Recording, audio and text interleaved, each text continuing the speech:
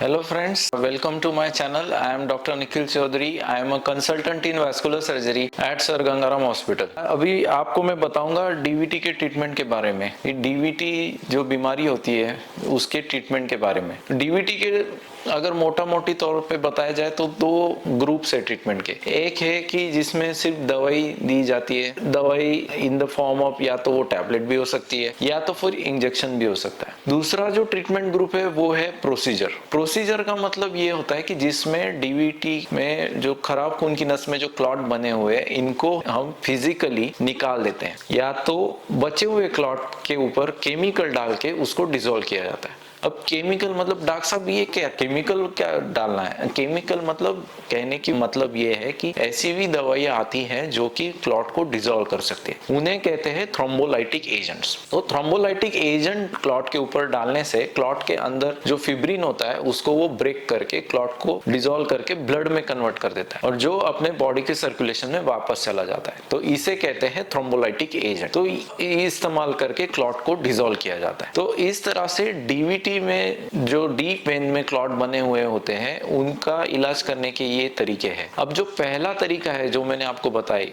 दवाइयाँ, उसमें blood thinner injection लगते हैं। अब ये ब्लड थिनर इंजेक्शन और थ्रोम्बोलाइटिक एजेंट ये सेम है? नहीं, ये सेम नहीं है। ब्लड थिनर इंजेक्शन जो होते हैं उसे कहते हैं एंटीकोआगुलेशन। एंटीकोआगुलेशन का मतलब होता है कि आपका खून को पतला किया जाता है। ये आपका क्लॉट डिसॉल्व करने की प्रोसेस से अलग है। क्लॉट डिसॉल्व करना मतलब क्लॉट के ऊपर हमें थ्रोम्बोलाइटिक एजेंट डाल के क्लॉट को डिसॉल्व किया जाता है और वो जो इंजेक्शन है वो काफी स्ट्रांग होता है। उसे आपको या तो एडमिट होके हॉस्पिटल के अंदर या ऑपरेशन थिएटर में ही दिया जा सकता है। वो आप उसका इलाज आप घर पे या कहीं बाहर इंजेक्शन नहीं, छोटे हॉस्पिटल में इंजेक्शन नहीं लगा सकते। तो जो मैंने बताया जो दवाइयाँ होती है वो होती है ब्लड थिनिंग के लिए, एंटीकोआगुलेशन जिसे कहा जाता है हमारी भाषा में। तो ब्लड थिनर मतलब जो है खून पतला कर देते। खून पतला करने से नए क्लॉट नहीं बनते और क्लॉट को ट्रैवल करने से रोका जाता है। तो ये है उसका खून पतला करने का रोल। तो उसके बाद फिर जो एग्जिस्टिंग क्लॉट है उनका क्या होता है?